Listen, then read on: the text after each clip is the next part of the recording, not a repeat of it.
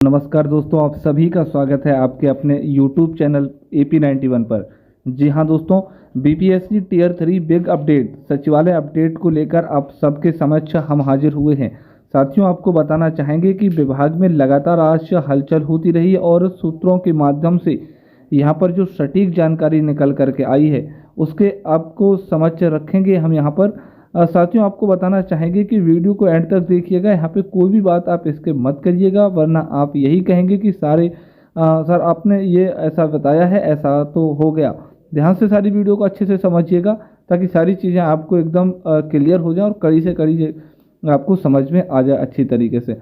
आपको बताना चाहेंगे कि प्रखंड आवंटन को लेकर के यहाँ पे बड़ी खुशखबरी जारी हो चुकी है। इसके अलावा विद्यालय आवंटन काउंटडाउन शुरू हो चुका है और ट्रेनिंग की यहाँ पर आप तैयारी कर लीजिए, क्योंकि इसका शेड्यूल 20 अप्रैल से पहले आने वाला है और इसका प्रूफ भी हम सचिवालय सूत्र के माध्यम से आपको देने वाले हैं। साथियों, आपको बताना चाहेंगे कि वीडियो स्टार्ट करने से पहले आप सभी से एक निवेदन है, जितने भी साथी अभी तक हमारे चैनल से नहीं जुड़े हैं, चैनल को फटाफट सब्सक्राइब कर लें ताकि लगातार हम लेटेस्ट अपडेट बीपीएससी टीयर 3 के रिकॉर्डिंग लेते आते रहे हैं। और साथियों, आपको बताना चाहेंगे कि अभी तक लगातार हमने बीपीएससी टीयर 3 की कवरेज को किया है बेहतरीन तरीके से और आगे भी सारी चीज़ों को करते रहेंगे। आपके फाइनल विद्यालय में योगदान करने तक और आने वाले भविष्य में सारी चीज़ों को लेकर के। तो साथियों, आपके समक्ष रही वह न्यूज़ जिसका आप इंतज़ार कर रहे थे। आपको पता हुआ कि कल की डेट में यहाँ पे जो अप्रैल डेट में यहाँ पर ट्विटर के माध्यम से जो कैंपेन चला और उसके बारे में भी हम आपको जानकारी दे रहे हैं। लगातार फिलहाल जो यहाँ पे पक्की खबर निकल करके आई है सूत्रों के माध्यम से, उसको यहाँ पर अपडेट दे रहे हैं। साथियों, सचिवालय के सूत्र बीपीएससी टीयर 3 प्रखंड आवंटन डाटा फीडिंग स्टार्ट, यानी कि जो आपने प्रखंड का चॉइस दिया हुआ है फर्स्ट सेकंड थर्ड, उसकी डाटा फीडिंग यहाँ पे स्टार्ट हो चुकी है। विभाग से यह बड़ी खबर निकल करके आ रही है। साथियों, नेक्स्ट अपडेट की बात करें कि 20 अप्रैल से पहले समस्त अभ्यर्थियों का करना है डाटा फीडिंग, यानी कि विभाग का जो लक्ष्य है वो यह है कि 20 अप्रैल से पहले जितने भी अभ्यर्थी हैं बीपीएससी टीयर 3 के, उन सभी का यहाँ पे सक्सेसफुली डाटा फीडिंग करा देना। एक बात याद रखिए साथियों कि ये जो डाटा फीडिंग का काम होता है ना, ये सबसे स्ट्रॉन्ग काम होता है और सबसे ज़्यादा मिक्सअप वाला काम भी यही होता है। इसमें क्या होता है आपको बताना चाहेंगे। एक बात थोड़ा सा समझ लीजिए, इससे पहले जो ट्रांसपोर्ट पोस्टिंग हो रही थी, आपको याद होगा कि यहाँ पे 10,225 के लगभग लिस्ट जारी हुई थी और उसके पहले लगभग 200 के आसपास, उसके पहले शायद 150 के आसपास ये लिस्ट जारी आई हुई थी। इस लिस्ट को यहाँ पे क्रॉस कर दीजिए, क्योंकि ये तो 16 पदाधिकारी जो यहाँ पे प्रतिनियुक्त थे उनके द्वारा यहाँ पे जो हस्तगत करके यानी अपने मैनुअल जो यहाँ पे क्रिया की गई थी उसके माध्यम से ये लिस्टें जारी हुई थी। लेकिन जो यहाँ पर 10,225 के लगभग यहाँ पे लिस्ट आई हुई थी, जिसमें आपके यहाँ पर किडनी लीवर और बाकी जो थे उनकी बात कर रहे हैं। और साथ ही साथ यहाँ पे जो पति की लिस्ट आई हुई थी उसमें लगभग यहाँ पे 2000 के आसपास थी।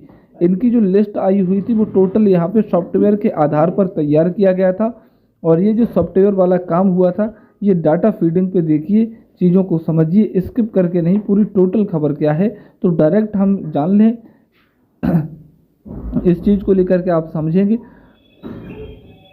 आप यहाँ पे देखेंगे सही जानकारी आपको मिल पाएगी। देखिए यहाँ पे जो डाटा फीडिंग हुई थी उसमें क्या हुआ था कि ये अंदर की खबर है। इसमें क्या होगा कि ट्रांसफ़र में अपडेट क्यों हो रहा है, क्योंकि इसमें पहले आपको पता होगा कि लगभग 30 मार्च को यहाँ पर आपको आ गया था, आपका ये आ गया था, जो क्या आ गया था आपका 30 मार्च को पति की लिस्ट आ गई थी और यहाँ पर जो संभावना जताई गई थी वो विभाग के द्वारा कहा गया था कि 31 मार्च के पहले पहले महिलाओं की भी लिस्ट आ जाएगी।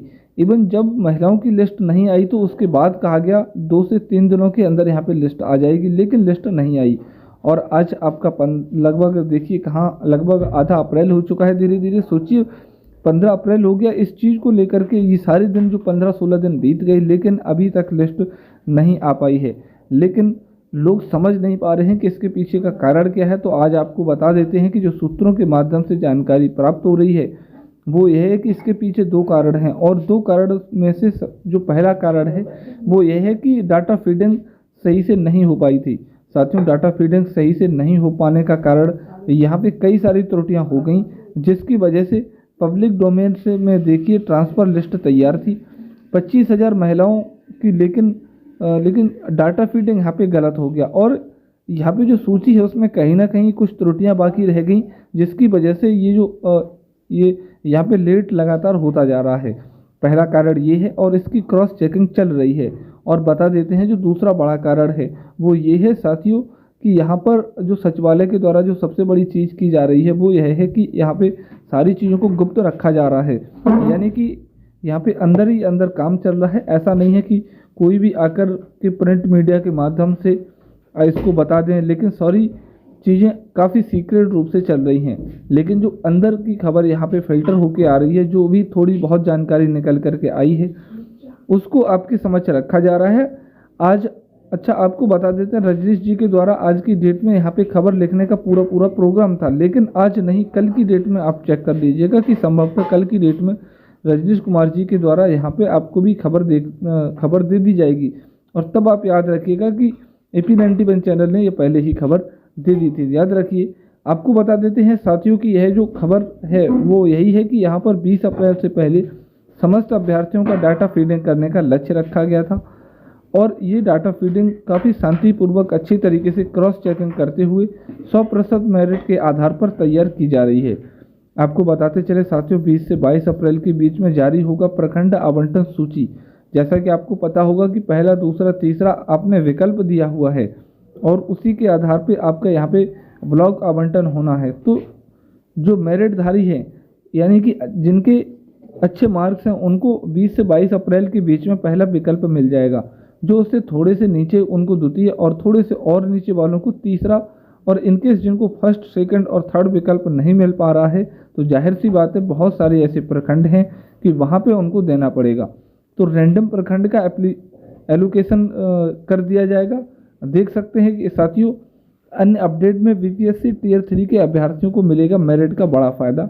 मेरिट के अनुसार ही मिलेगा प्रथम, द्वितीय एवं तृतीय प्रखंड। तो मेरिट के अनुसार आपको यहाँ पे first, second and third choice वाला ब्लॉक मिलने वाला है। साथियों नेक्स्ट अपडेट की बात करें तो प्रथम, द्वितीय एवं तृतीय विकल्प न होने की स्थिति में रैंडम होगा प्रखंड का आवंटन।